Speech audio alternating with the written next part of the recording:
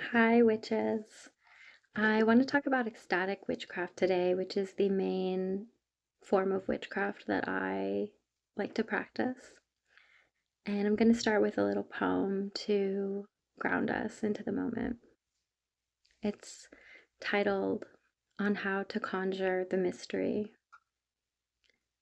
It begins slowly with a coaxing, gentle movements, poisonous perfumes, quiet siren songs, lavish adornments, nakedness, intoxicating plant potions, honey drips from our sweat, the scent of the erotic moves closer, our sumptuous mouths open to expose our primal sound, hidden beneath the polished veneer of the ages.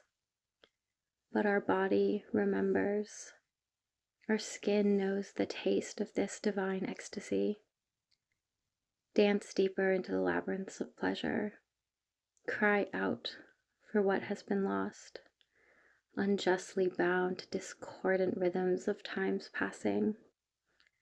Set free the rapturous longing of the soul, merging radically with the spirit, trembling terror and awe, pulsating shudders of euphoria, transported but never gone, set upon the wild bliss of becoming, being all at once, liberated, desire, creator and created, shape-shifting, kaleidoscopic empathy, birth and rebirth, continuous, eternal, orgasmic, death. So what is ecstatic witchcraft? Broadly speaking, ecstatic witchcraft is a way of courting the divine mystery through altered states of being. It is nonlinear and utilizes altered states that put us in touch with sensuous enchantment. Notable ecstatic traditions in the neo-pagan movement are the reclaiming and fairy traditions, fairy spelled F-E-R-I. Common ecstatic practices are dancing, chanting, singing, ritual, drumming, magical postures, breathwork, and other repetitive movements or actions. Often things that can be found in shamanic practices as well. This creates the altered states that open our senses to the other world. Spirits can move in and merge so we can work magic. From these states, witchcraft can be performed. Visionary or prophetic journeys can be undergone, and other transformational experiences with the spirit realm can ensue. Power can be channeled through these practices, putting us in touch with the magic of the earth, the divine, the dead, plants, and more. We can use the energy rays to enhance plant medicines, artwork, music, or other crafts, projects, dreams, worship, land tending, healing, spell work, and anything else that we're working on in our witchcraft. Often these practices activate body sensations such as chills, goosebumps, intense pleasure, tears, and other forms of release and enhance sensory experiences such as synesthesia or experiences that might be similar to taking an entheogen.